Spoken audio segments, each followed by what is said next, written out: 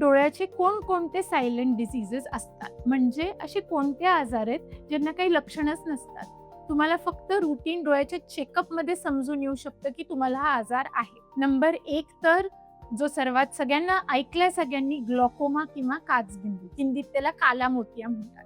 हा आजार असा आहे की तुम्हाला तो सुरू झालाय हे कळतच नाही, कारण तुम्हाला छान दिसत असतं, सेंट्रल विजन छान असते, पण हळूहळू डोळ्याच्या मागची नर्व, ऑप्टिक नर्व पातळ व्हायला लागते.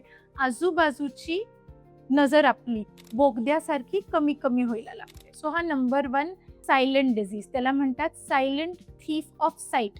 कारण ह्या आजारामध्ये तुम्ही कम्प्लिटली इरिव्हर्सिबली ब्लाइंड किंवा अंधत्व येऊ शकतं, म्हणजे थोडंही काहीच दिसणार नाही, असं हळूहळू नजर आपली तो चोरू शकतो. दुसरा आजार आहे डायबेटिक रेटिनोपॅथी. ह्याच्यामध्ये जेव्हा आपल्याला शुगर असते, हळूहळू आपल्या रेटिनातल्या रक्तवाहिन्या ब्लॉक व्हायला लागतात, रेटिनाचा रक्त पुरवठा कमी पडायला लागतो, छोटे छोटे ब्लड स्पॉट, सूज, येलो स्पॉट्स रेटिनात येऊ शकतात, पण त्याला काही लक्षणं नसतात.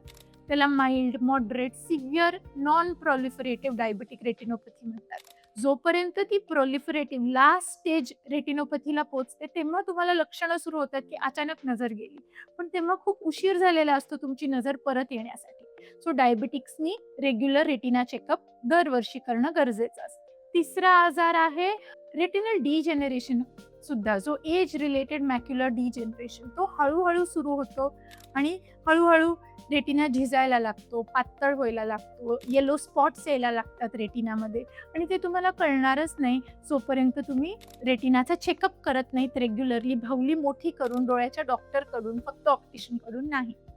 चौथं, बरेचसे रेटिनाचे होल्स, डिजेनरेशन्स, ब्रेक्स असे पण असतात, ज्यांना मायोपिया असतो, मोठा मायनस नंबर असतो, जे सायलेंटली आपल्या रेटिना पेरिफेरली झिजायला लागतो, आणि ह्या थिन एरियाजमधनं आपला रेटिना डिटॅच व्हायची रिस्क असते.